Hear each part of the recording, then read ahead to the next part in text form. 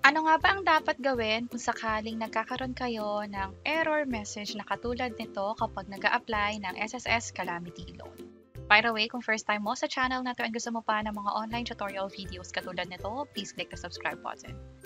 Pwedeng makahiram ng up to 20,000 pesos para sa natamaan or nagkaroon ng deklarasyon ng state of calamity sa lugar ninyo. Merong criteria dyan na dapat at least 36 monthly contribution at wala rin kayong past due or restructured outstanding calamity loan mula sa SSS. Ngayon, kung pasok naman kayo sa mga criteria na to at nakikita nyo to nung nag-a-apply kayo ng SSS loan, ibig sabihin yan, ang kulang na lang sa inyo ay mag-enroll ng bank account. Sa bank account kasi, itatransfer ng SSS yung pera. Hindi na kasi sila nag-i-issue ng cheque. Online na yung pag-transfer. At kapag kinlik nyo to para mag-enroll ng disbursement account, possible makakuha pa kayo ng error message na katulad nito. Ang dapat nyong gawin ay pumunta sa Services, Disbursement Modules at Disbursement Account Enrollment Module. Andito yung reminder tungkol sa pag-enroll ng bank account. Bali, i-check ko lang to, click ko yung proceed.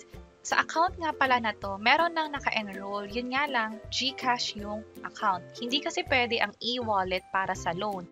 Pwede lang siya sa mga benefits. Pero kapag loan nga, katulad ng salary loan, calamity loan, or kahit pension loan, kailangan talaga bangko yung i-enroll mo. At ito yung list of bank accounts na pwedeng i-enroll sa SSS. Merong Land Bank, PPI, China Bank, Metro Bank, PNB, at marami pang iba. Pwede nang i-double check yung bangko na meron kayo, ito yung ATM, passbook, or savings account, at tingnan kung nandito man yon. Ang requirements para dito ay dapat meron kayong proof of account.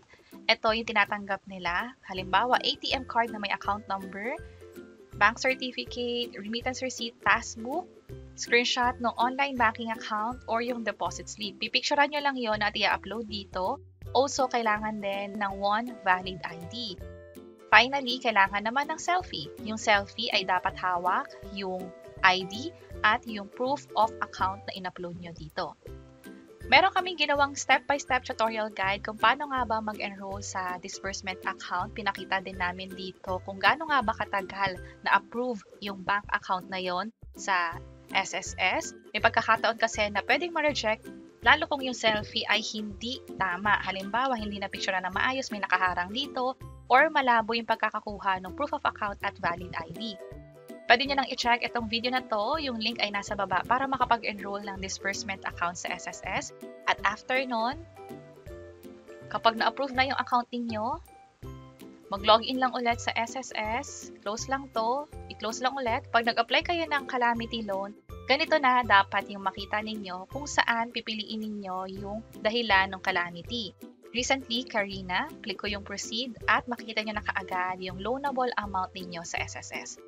Tandaan din na kung ano man yung nakadeclare na home address sa SSS, ito yon, ay dapat pasok siya doon sa areas na merong state of calamity. Ibig sabihin, yung munisipyo ninyo o sa balita, sinabi na yung lugar kung nasaan man kayo o kung ano man yung nakadeclare dito ay under state of calamity. Kapag ganon, pwede nang mag-proceed sa pag-apply ng calamity loan. At ang pwedeng pinakamalaking ang makuha ay 20,000 pesos pero depende yan sa contribution ninyo sa SSS.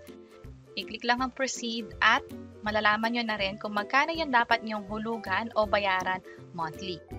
Kapag okay na, i-check lang to, click lang ulit yung proceed.